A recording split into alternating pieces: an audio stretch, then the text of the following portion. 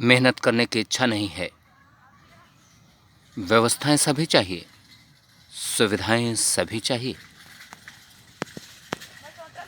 कहाँ से पूरी होंगी?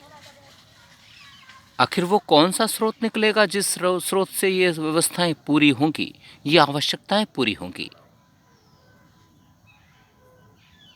फिर तो वही रास्ते ज़्यादा व्यक्ति को सुगम लगेंगे जिन रास्तों में मेहनत ना करनी पड़े, कोशिशें ना करनी पड़ें, प्रयास ना करने पड़े और आसानी से धन मिल जाए, व्यवस्था मिल जाए।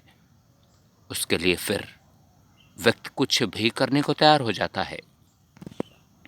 फिर उसके लिए जब इतनी ज़रूरी ये व्यवस्थाएं हो जाती हैं हर कीमत पर, वो व्यवस्थाएं उसे चाहिए ही, तभी तो ये नकारात्मक गतिविधियों की ओर उसका मस्तिष्क बढ़ता है। चोरी, बेईमानी, घूसखोरी, भ्रष्टाचार, कमीशनखोरी, अराजकता, बेईमानी, दंगा फसाद, मार काट, हिंसा, अराजकता, इन सभी गतिविधियों की जड़ कर्महीनता है।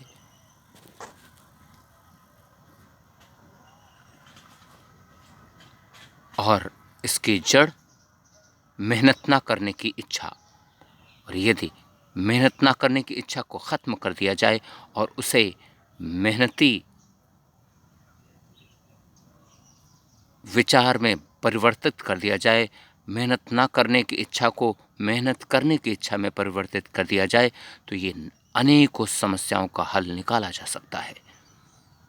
जब व्यक्ति इन सभी अराजकताओं के द्वारा धन अर्जन, व्यवस्थाओं का अर्जन, संपत्ति का अर्जन करना चाहता है और उसमें विरोध होता है, तभी संघर्ष भी होते हैं जिनमें हिंसा भी होती है, दंगा फसाद होते हैं, मार काट होती है, अराजकता फैलती है, गुंडागर्दी, डकैती आदि, राजनी आदि प्रकार की अनेकों समस्याएं पैदा होती हैं, अनेकों प्रकार के अपराध पैदा होते हैं। तो इस प्रकार से मैं तो इस बात को मानता हूँ, यदि व्यक्ति के अंदर मेहनत करने की इच्छा प्रबल कर दी जाए, व्यक्ति के अंदर मेहनत करने की सामर्थ्य पैदा कर दी जाए,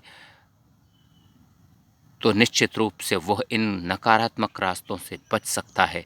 उसके अंदर ऐसी इच्छा पैदा कर दी जाए कि उसे अपनी मेहनत के बल पर ही जो भी चाहिए वह चाहिए, किसी अन्य व्यक्ति का कुछ भी नहीं चाहिए।